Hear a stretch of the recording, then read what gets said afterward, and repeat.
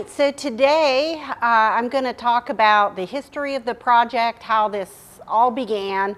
For me, there's a really interesting phenomenon. I've been lucky to experience it multiple times, but it's taking a thought and making it or manifesting it into something real. And that's kind of a cool thing to do. I've had the chance to do it a few times in my life, and this is one of them, building this house. So I want to just give you sort of a brief background. I grew up in western Pennsylvania, rural area. The homes were brick and stone, and there was mid-century modern, there were ranch style, brick homes, and I really hadn't thought about any other type of architecture or homes. And in high school, we selected a language to study. I had selected Spanish, and our Spanish club was real active. My first time to leave the country was in 9th grade, and Spanish club went to Mexico. So I went to Mexico and I got to see all of this amazing architecture. There's nothing like that in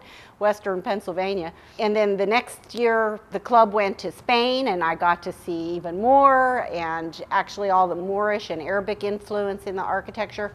And then between my junior and senior year, I did a study abroad in Argentina. So I started to fall in love with all of this design. And so after graduating high school, I continued to travel. I've lived and traveled all throughout Central and South America, and I truly, truly love Spanish colonial. So I've had this dream since my 20s that someday I would build a Spanish colonial home.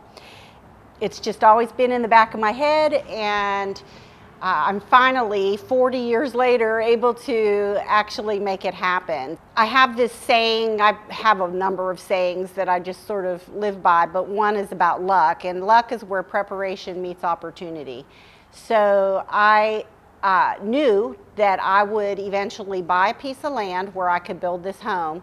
And I did that about 12 years ago. It was in 2010 after the real estate market bubble burst, and I was able to pick up this beautiful 1-acre lot at a really affordable price. My intent on buying that lot was that I would tear down the home that was built on it. It was the original home built on this property. It was in 1950. It was a mid-century modern. So when I did buy the land, I moved into the house, and I lived in it for 12 years. And it was a great house. It really was. A lot of people love mid-century modern. I did not. And of course, when this house was built in 1950, there wasn't a whole lot of air conditioning out there. So the houses were built with these really long overhangs to keep the house inside very dark and shady, to keep the temperatures down. Houston's very hot. So the shade is always desirable.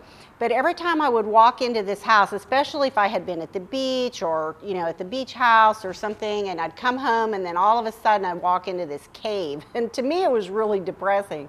So there were some really cool features in the house. It just wasn't my dream, and I knew that I was going to build this house.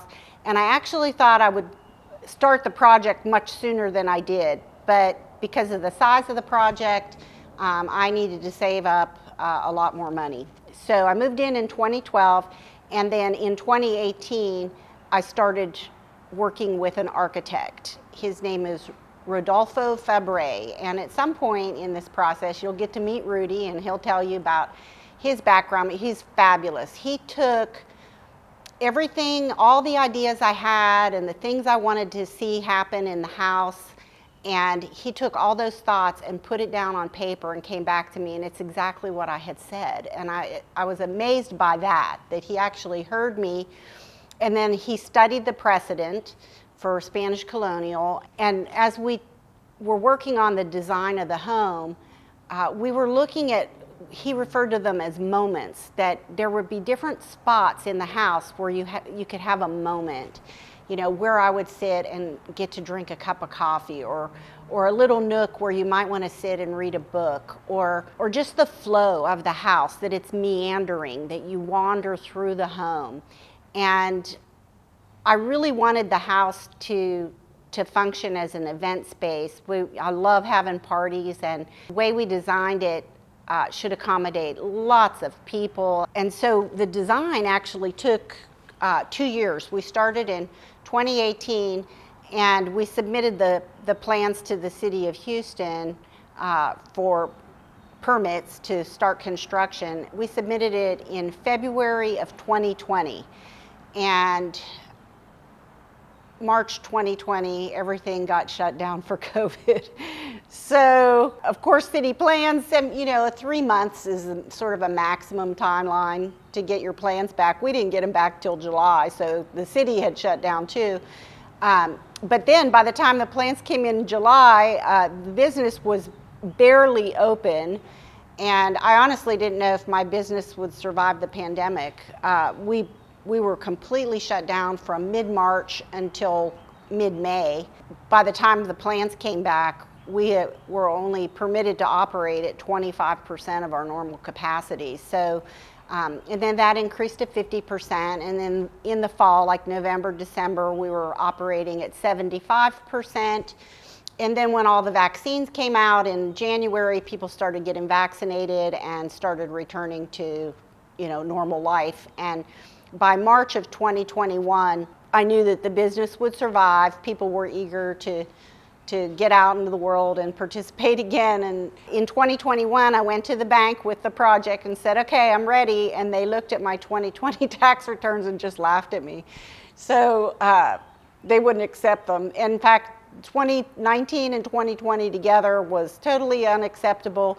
2020 with 2021 was also completely unacceptable, and I had to wait another entire year to be able to show the bank 2 consecutive years of tax returns that showed that I could financially take on this loan.